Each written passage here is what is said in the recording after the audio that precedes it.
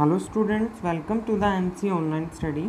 आज की क्लास में हम अकाउंट के क्लासिफिकेशन के बारे में पढ़ेंगे। आप सभी आज तक बेसिक अकाउंटिंग टर्म्स को सीख चुके हैं। देखिए, किसी भी बिजनेस ट्रांजैक्शन को रिकॉर्ड करने के लिए आपको पता है पर्टिकुलर हेड के नाम से उसे रिकॉर्ड करते हैं, तो उस हेड को ही अकाउंट बोला जाता है। तो हर एक बिजनेस ट्रांजैक्शन का टू साइड पर इफेक्ट पड़ता है, क्योंकि हम डबल एंट्री सिस्टम के अकॉर्डिंग अकाउंट्स मेंटेन करना सीख रहे हैं। तो इसके अंदर क्या होता है, हर एक बिजनेस ट्रांजैक्शन को जब हम बुक्स में रिकॉर्ड करते हैं तो इसका इफेक्ट टू साइड पर पड़ता है, एक डेबिट और एक क्रेडिट। तो इस बात का ध्यान रखेंगे। डेबिट और क्रेडिट को बेटा आप इंक्रीज डिक्रीज से भी डिनोट कर सकते हो। बाकी आपको ये अकाउंट का क्लासिफिकेशन और रूल पढ़ने के बाद समझ आएगा कि डेबिट और क्रेडिट का रूल इफेक्ट क्या आता है अकाउंट्स के अंदर, उसका यूज़ क्या होता है। तो देखिए, दो टाइप की इसकी अप्रोच है, दो टाइप से इसको क्लासीफाई किया गया है। पहला है ट्रेडिशनल अप्रोच, दूसरा है modern approach. Traditional approach most important है। तो इसके अकॉर्डिंग जो अकाउंट्स हैं उसको टू कैटेगरी में डिवाइड कर दिया गया है, पर्सनल अकाउंट और इम्पर्सनल अकाउंट। पर्सनल को आगे सब कैटेगरी बनाई गई है, natural person account, artificial personal, representative personal account. और इम्पर्सनल को टू कैटेगरी में डिवाइड किया गया, रियल अकाउंट्स और नॉमिनल अकाउंट। तो सबसे पहले पर्सनल अकाउंट। पर्सनल अकाउंट में बेटा उन अकाउंट्स को रखा गया है, जैसे कि कोई भी बिजनेस ट्रांजैक्शन है उसमें हमें दो अकाउंट मिलते हैं, जैसे कि कैश पेड टू राम। तो एक राम हुआ, एक कैश हुआ। तो देखिए, राम क्या हो गया, एक पर्सनल अकाउंट हो गया। Accounts which related to persons, मतलब कि कोई भी बिजनेस के नाम, कोई भी पर्सन्स के नाम जब आएंगे तो वो पर्सनल अकाउंट में जाएंगे। तो देखिए, आपको कैटेगरी डिसाइड करनी है कि पर्सनल अकाउंट में कौन कौन से आते हैं। ठीक है, तो इसके अंदर तीन कैटेगरी है, natural personal account, artificial personal और रिप्रेजेंटेटिव पर्सनल। तो देखिए, सबसे पहले नेचुरल पर्सन में कौन सा आता है, जो डायरेक्ट नाम दिया होता है, राम, श्याम, मोहन, किसी भी पर्सन का नाम। आर्टिफिशियल पर्सन में बेटा किसी कंपनी का नाम, किसी कोऑपरेटिव सोसाइटी का नाम, किसी बिजनेस का नाम, वो किस में आ गया, आर्टिफिशियल पर्सन में। क्योंकि कंपनी को एक आर्टिफिशियल पर्सन भी बोला जाता है। क्यों बोलते हैं, क्योंकि इसका खुद का एक लीगल एग्जिस्टेंस होता है, लेकिन एक्चुअल में ये पर्सन नहीं होता है, लेकिन ये खुद के नाम से कोई डील कर सकते हैं, इसलिए इसे आर्टिफिशियल पर्सनल बोला जाता है। तो कंपनी को आर्टिफिशियल पर्सनल अकाउंट्स में रखते हैं। उसके बाद रिप्रेजेंटेटिव पर्सनल अकाउंट। रिप्रेजेंटेटिव का मतलब क्या है कि हमने जैसे रेंट पे करना था 1 साल का, लेकिन हमने इस साल वो पूरा नहीं पे करके कुछ अमाउंट ही पे की उसकी, तो बाकी का हमने अभी पे करना है। तो वो रेंट हमने किसी ना किसी लैंडलॉर्ड को पे करना होता है, तो वो लैंडलॉर्ड को डिनोट करता है। इसलिए personal account, representative personal account का मतलब है कि हम उसको लिखते तो रेंट के नाम से हैं, लेकिन वो रिप्रेजेंट किसी पर्सन को करता है, इसलिए उसे रिप्रेजेंटेटिव पर्सनल अकाउंट में रखा जाता है। अब हम इसका रूल पढ़ेंगे कि इसके लिए डेबिट और क्रेडिट का रूल क्या होता है। इन्हें गोल्डन रूल्स ऑफ अकाउंट भी कहा जाता है। तो इसका रूल होता है debit the receiver, credit the giver. अगर कोई पर्सन हमसे कुछ रिसीव कर रहा है तो उसको हम डेबिट करेंगे, या फिर हमें वो अगर कुछ दे रहा है तो हम उसे क्रेडिट करेंगे। तो ये रूल आपको हमेशा के लिए याद करना है, बहुत काम आने वाली चीज़ है। Debit the receiver, credit the giver. तो ये हो गया आपका personal account, debit the giver, debit the receiver, credit the giver. तो उसके बाद हम इम्पर्सनल पर चलते हैं, जिसके अंदर दो हैं, रियल अकाउंट्स और नॉमिनल अकाउंट। तो देखिए, रियल अकाउंट्स कौन से होते हैं। Real accounts are accounts which relate to tangible और intangible assets of the firm. मतलब कि एक फर्म में जितने भी असेट्स से रिलेटेड अकाउंट हैं वो सारे रियल आते हैं।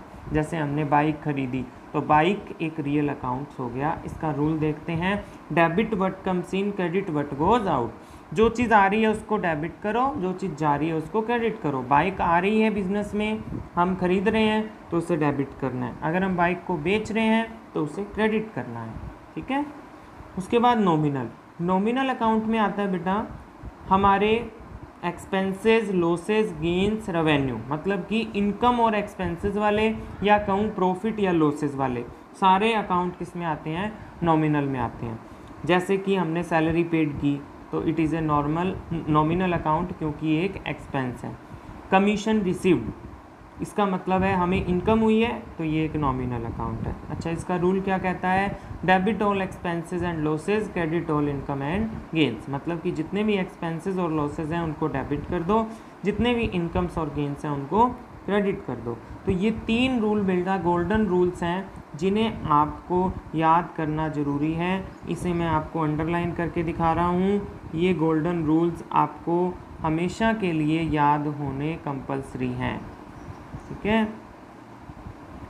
तो इस बात का हमेशा ध्यान रखोगे, ठीक है? अच्छा, इसके बाद अब मैं आपको एक प्रॉब्लम सॉल्व करवाता हूँ। जैसे कि ये,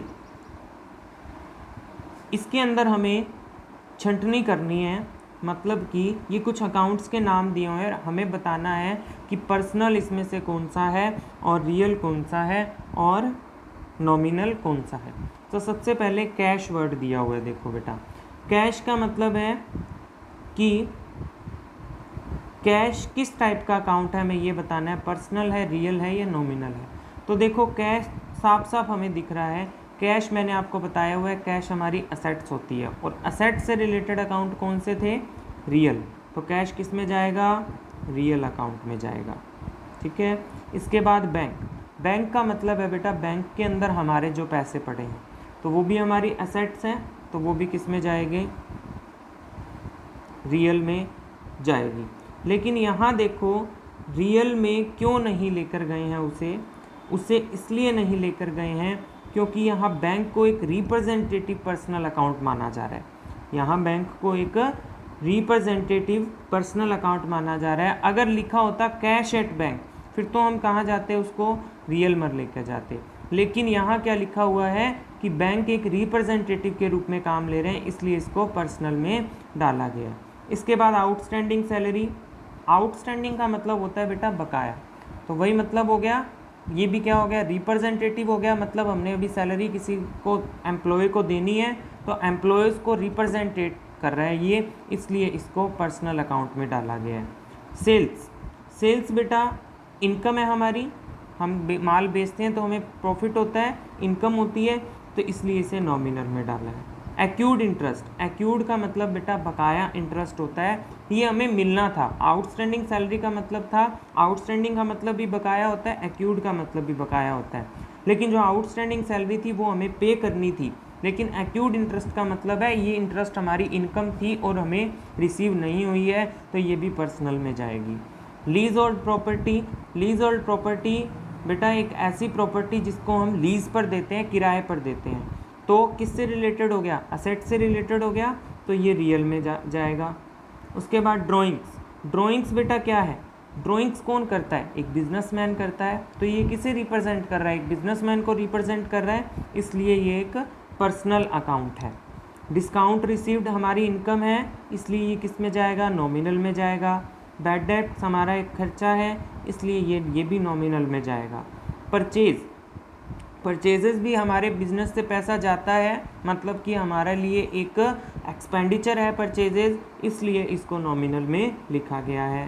बैड डेट्स रिकवर्ड हमारी इनकम है, इसलिए ये भी नॉमिनल हो गया। प्लांट एंड मशीनरी असेट से रिलेटेड है, तो रियल में चला गया। कैपिटल। कैपिटल किसको रिप्रेजेंट कर रहा है? एक बिजनेस को रिप्रेजेंट कर रहा है, बिजनेसमैन को रिप्रेजेंट कर रहा है, इसलिए ये पर्सनल में जाएगा।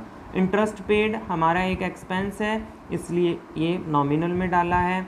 Bank overdraft. बैंक ओवरड्राफ्ट बेटा एक हमारी लाइबिलिटी होती है। लाइबिलिटी का मतलब हमने बैंक को पैसा देना है, तो ये एक बैंक को रिप्रेजेंट कर रहा है, इसलिए पर्सनल में गया है। Prepaid rent. प्रीपेड रेंट का मतलब एडवांस रेंट चुकाना, तो ये भी पर्सनल में। Carries inward. कैरीज इनवार्ड का हमने कोई माल खरीदा, उस पर हमने भाड़ा चुकाया, तो वो कैरीज इनवार्ड होता है, इसलिए वो भी नॉमिनल में जाएगा। गुडविल। गुडविल एक इंटेंजिबल असेट्स है, असेट से रिलेटेड सारे किस में जाते हैं? रियल में जाते हैं। तो इस तरीके से आपको कैटेगरी डिसाइड करनी है, पर्सनल, रियल और नॉमिनल, ठीक है? इसके बाद देखो एक ये इलस्ट्रेशन है, ये आपको खुद सॉल्व करके बताना है मुझे।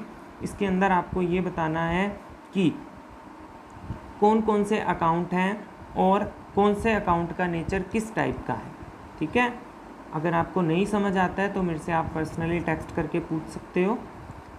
आपको नोटबुक के अंदर बेटा क्या वर्क करना है, नोटबुक के अंदर आपको क्लासिफिकेशन ऑफ अकाउंट्स का चार्ट बनाना है, गोल्डन रूल्स लिखने हैं उसकी, उनकी डेफिनेशन लिखनी है। उसके बाद जो सॉल्यूशन, एक प्रॉब्लम मैंने करवाई है, एक क्वेश्चन जो करवाया है उसको नोटबुक में करोगे और ये सेकेंड इलस्ट्रेशन को भी हम करेंगे।